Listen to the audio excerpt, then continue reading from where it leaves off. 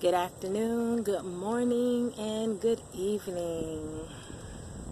It's been a minute since I made a video, and this particular video I have been very hesitant to actually record and post. I actually thought about just recording it for myself and just leaving it. I really don't want this video to be long, so I'm just going to say now, this video is not sponsored.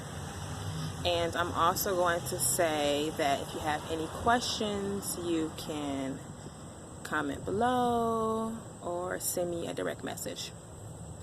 I usually respond back in pretty good timing. But anyways, to get into the video, I basically wanted to talk about my labor and delivery. Yay! Woo! It has been over 4 months since I've had my beautiful, delicious baby girl, Anna Grace Ngazi Naze. That's how you say her name.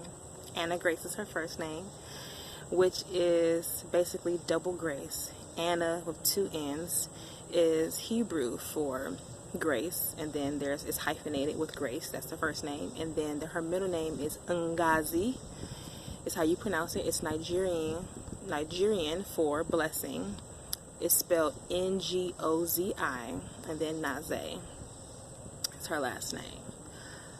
So basically, double blessings of grace. My husband Chimdi gave her the nickname 2 Scoops. So we actually kind of want to get a 2 scoop onesie or some shirts or something made. You know, that's gonna be her logo, her thing. I'm sitting outside, so this video really can't be that long. I'm going to try to sum everything up as much as I can, and obviously there's always a lot that I can say and a lot I can talk about, but I don't want it to be that long, and I also don't want it to be emotional.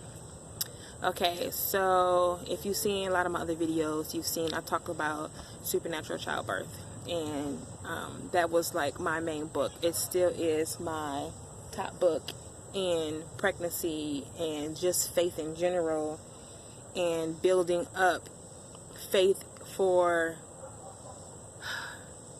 myself, building up my faith in God's word,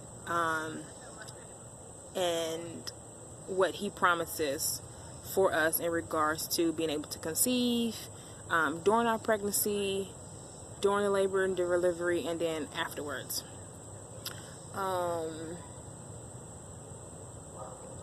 God is true. God is God, and his word is true no matter whether we believe it or doubt it, or whether you're the only one that believes it and everybody else is like, oh girl, you crazy. So like, for example, I don't think I ever particularly said that,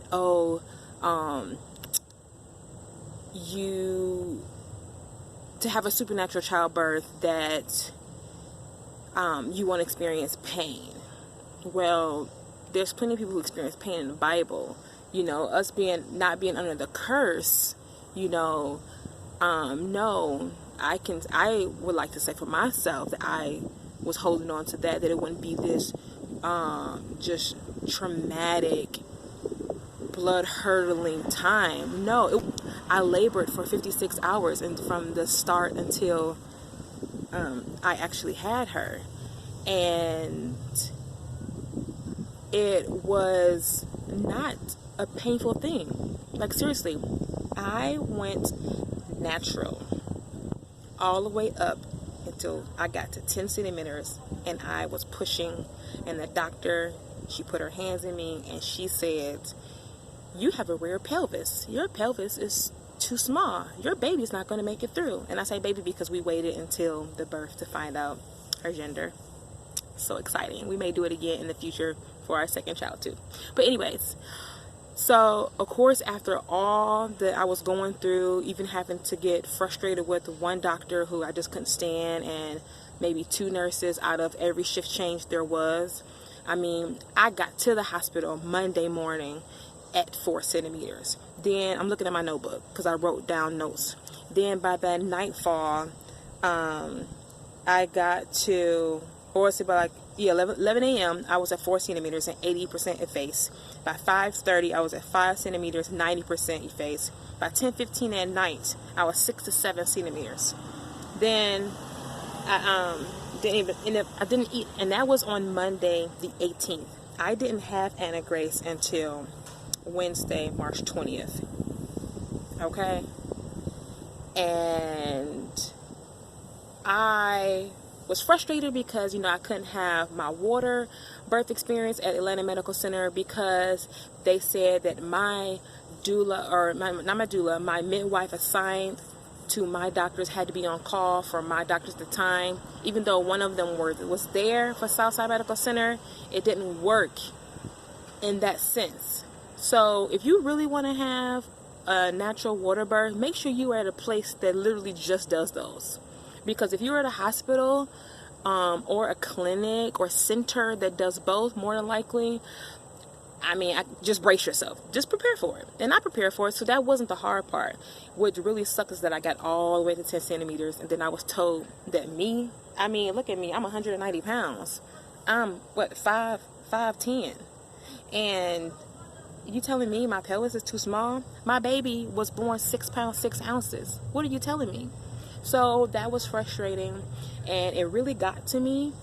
And I found myself about a few weeks ago literally like crying and like just really, really sad about it, because I just couldn't believe that after all of that, all that I was preparing for, that I couldn't push her out because my pelvis was too small. I wasn't even in a lot of pain.